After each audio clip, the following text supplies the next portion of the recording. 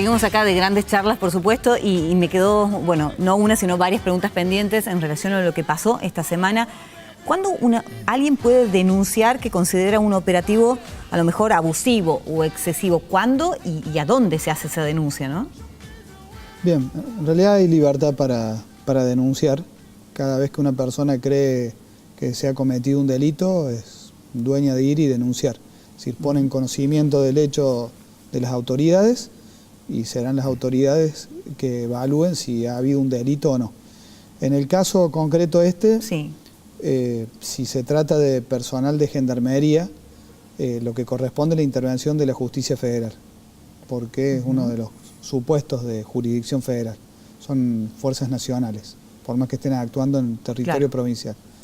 Pero en general, el lugar para denunciar es o en la unidad judicial o en la fiscalía provincial. ¿Cómo ve la intervención de Gendarmería como fuerza de seguridad, ¿no? A petición de la misma provincia? ¿Se lo ve beneficioso, digamos, a esta especie de pacto que se hizo en ayuda y en protección, sobre todo, a los pedidos de inseguridad de la gente? Sí, yo lo veo como muy positivo. Gendarmería es una fuerza que está bastante capacitada y en general goza de buen concepto, por lo menos en el medio en el que yo me muevo.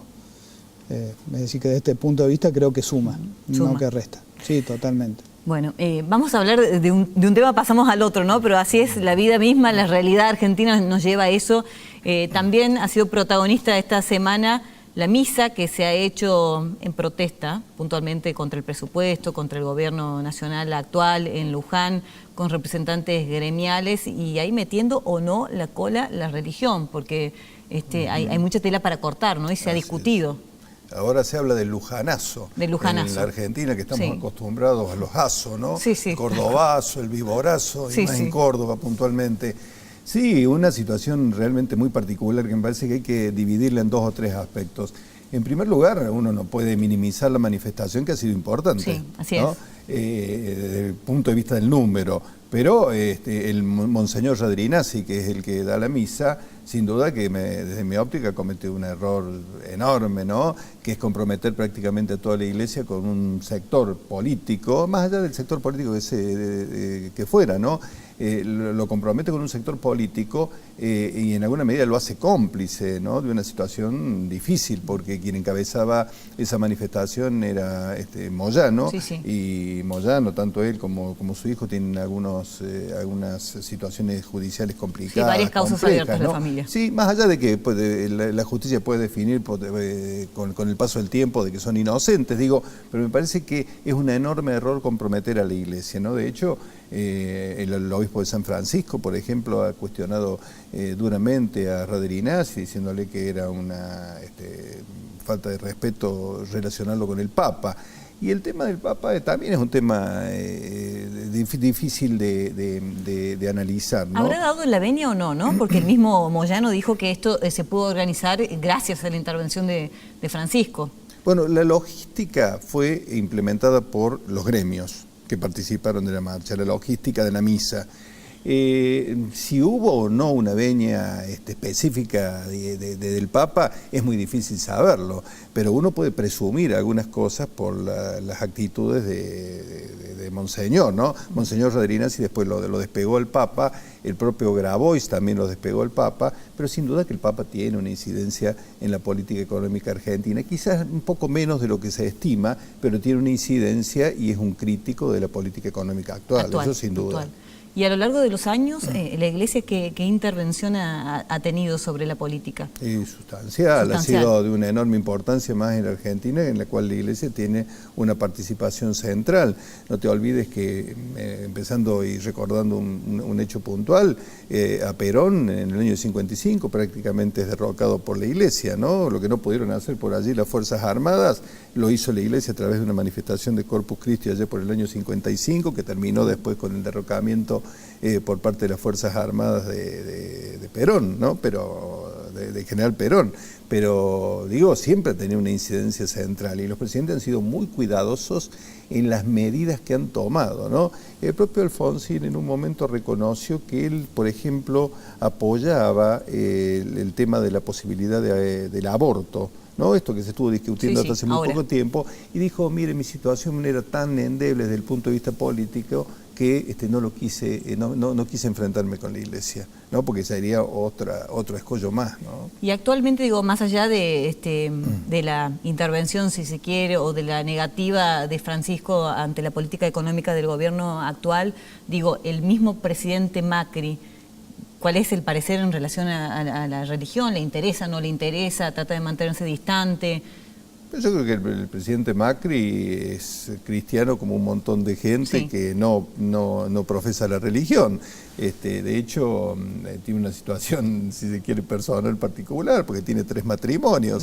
Entonces es difícil, digamos, encuadrarlo en un hombre que sea un practicante, pero bueno, eso es una cuestión de elección personal, ¿no? Pero digo, a nivel nación sí, me imagino que tendrá interés en tener una buena relación. No, a nivel nación sí, primero porque el Papa es un jefe de Estado, esto está claro, entonces hay relación de Estado a Estado, pero al margen de eso, me parece que en el caso de la Argentina, como la Iglesia tiene una incidencia central en mucha gente, es importante tener una buena relación. Ahora, qué pregunta, ¿no? A ver, la religión tiene incidencia sobre los políticos, ¿no? ¿Y la religión tiene algún tipo de incidencia sobre la justicia? ¿En algún sentido? Bueno, una de las incidencias pueden ser en temas que son sensibles y que tienen un trasfondo de concepción filosófica o ideológica. Evidentemente, si el magistrado que debe resolver tiene determinadas ideas religiosas, puede llegar a influir o condicionar ciertas resoluciones. Por ejemplo, si hay que decidir la constitucionalidad de una ley de aborto, de eutanasia, bueno, en fin, cuestiones que tienen un trasfondo de concepciones, puede haber una influencia a título personal. A título ya institucional, cuál es el grado de influencia que puede tener la Iglesia sobre la justicia es muy difícil de medirlo porque es algo que sucede informalmente. Por ejemplo, en la modificación próxima al Código Penal, digamos, ¿se está dilatando esa modificación por algún tinte de peso religioso o no necesariamente? No lo sé. Sí advertí que hubo un parate con la reforma del Código Penal, porque que ya salía, que ya se trataba, y de golpe se frenó. Se frizó. El motivo no lo sé. ¿Y particularmente le pasó con algún magistrado que a lo mejor le pesó la religión a la hora de resolver en una determinada situación? En casos en los que yo haya tratado como fiscal, no. No lo he visto a eso. Sí, se han leído casos de... Los norteamericanos son muy amigos de estudiar las decisiones de los jueces, analizando el pensamiento y la historia personal de cada juez. Está la corriente de la sociología del derecho que particularmente se encarga y hacen unos análisis que dice este juez resolvió así en este caso porque tuvo una educación jesuita, por ejemplo. Yo en mi función como fiscal no. En la mayor parte de los casos en los que intervengo son casos más neutros en términos de concepciones, porque estamos hablando en casos de contrabando, de narcotráfico, de falsificación de documentos. No hay tanta discusión ideológica en el fondo. Y hablando también de otra de las cuestiones que nos involucra a todos los argentinos y que estamos como expectantes, son los famosos cuadernos de la corrupción, cuadernos de las coimas, que nos han mantenido de alguna manera, si se quiere, entretenidos, porque van a la par, ¿no? Los casos de corrupción con los problemas económicos graves que tiene el gobierno. ¿Se están cumpliendo los tiempos como se debe? Porque mucha gente a lo mejor está esperando ya algún tipo de condena, ¿no? Para lo que son los tiempos habituales de la justicia, esa causa marcha bastante rápido.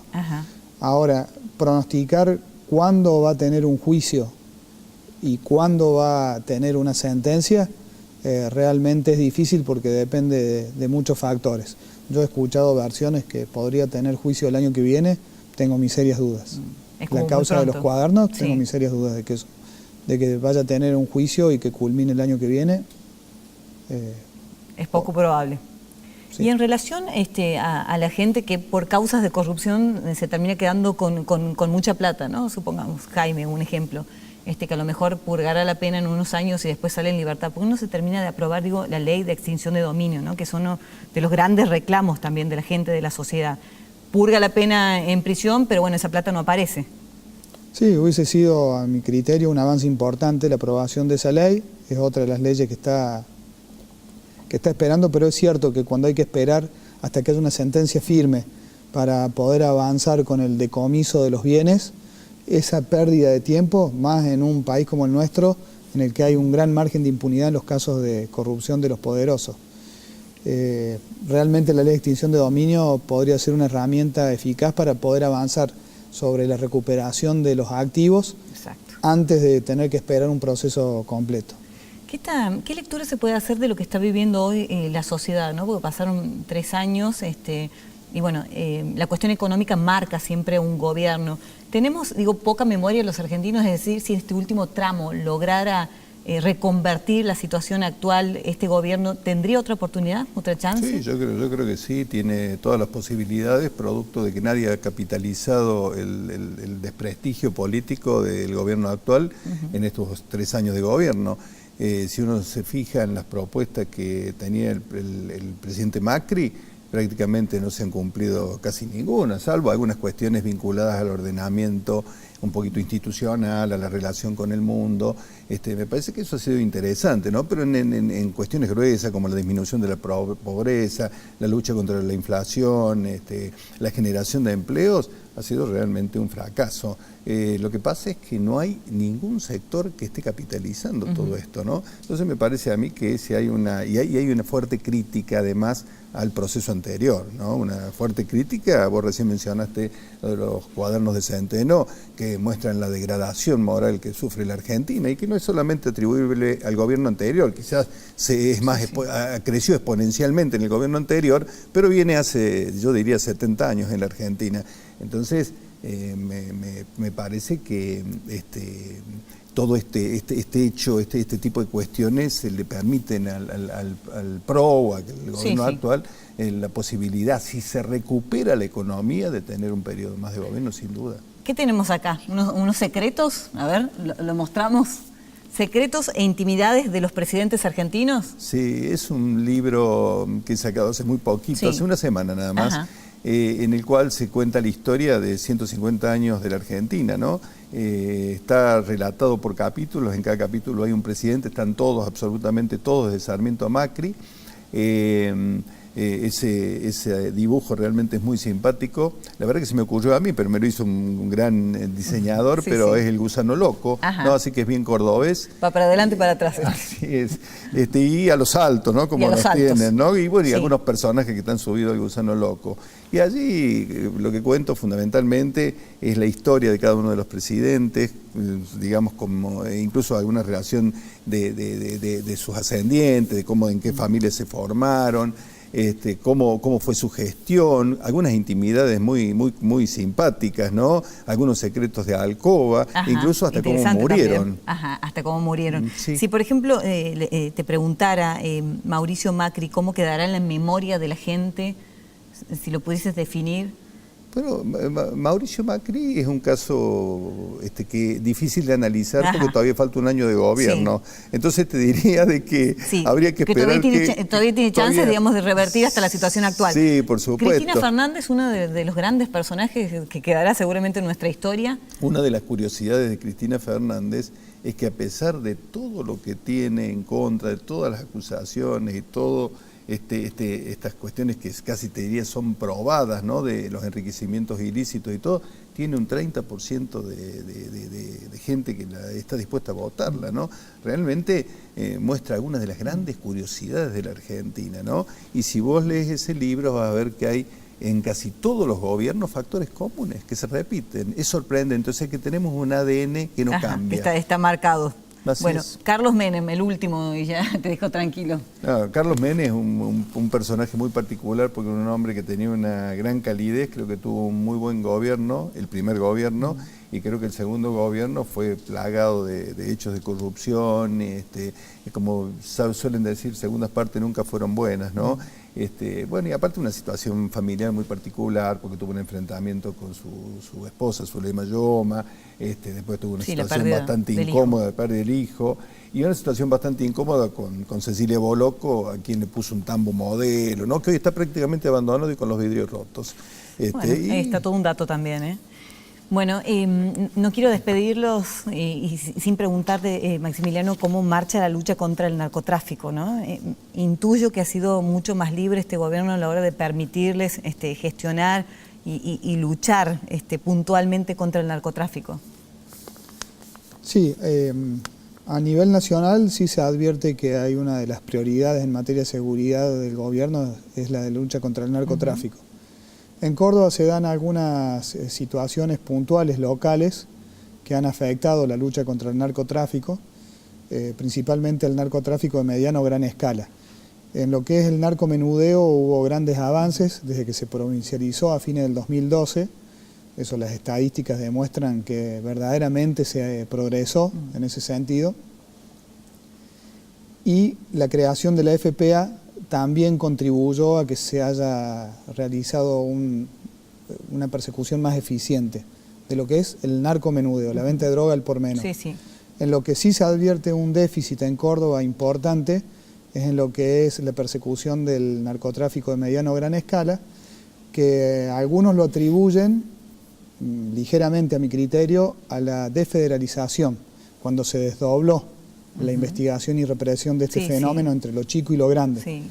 Yo lo atribuyo y lo vi directamente repercutido en los juicios en los que intervengo a partir de la desaparición de drogas peligrosas después del narcoescándalo. Hubo un antes y un después. Porque antes la policía de la provincia, a través de la Dirección de Lucha contra el Narcotráfico, hacía todas las investigaciones, tanto de lo chico como de lo grande. Cuando desaparece drogas peligrosas después del narcoescándalo, se queda la FPA con lo que es el narcomenudeo, y el vacío que dejó en lo que es el narcotráfico grande hasta el día de hoy nunca fue ocupado, y eso produjo un bajón importante. Gracias a ambos por estar, un placer tenerlos, escucharlos, grandes personas, así que es fantástico tenerlos como invitados una vez más. Gracias. Ha sido muy amable. Gracias. Nos vamos a hacer una nueva pausa y les vamos a mostrar, por supuesto, a nuestro artista de la semana. Está exponiendo actualmente en el Mercado Norte. Ustedes saben que cumplió 90 años nuestro querido Mercado Norte, así que allí se puede encontrar estas obras que son directamente pinturas de gente que habitualmente trabaja allí. Es una presentación que surge de la materia Laboratorio de Proyectos Fotográficos. El profesor a cargo es Sergio Hoffman. Como en 2018 el Mercado Norte de la ciudad cumplió 90 años, se decidió entonces realizar un trabajo en el marco de esos festejos del aniversario. Se montó dentro del establecimiento un estudio fotográfico y se invitó al personal del mercado, propietarios de locales, empleados, personal de limpieza, bueno, quien pasara por allí. Y protagonizaron retratos individuales y también grupales bajo una pauta que era estar acompañados de un elemento característico de la labor diaria. Se pueden apreciar unas 50 fotos de gran formato. Allí están en el Mercado Norte, en los horarios habituales uno puede pasar por allí y encontrarse con estas entonces fotografías de empleados reales, que habitualmente están allí en el lugar. Hacemos una nueva pausa y ya venimos.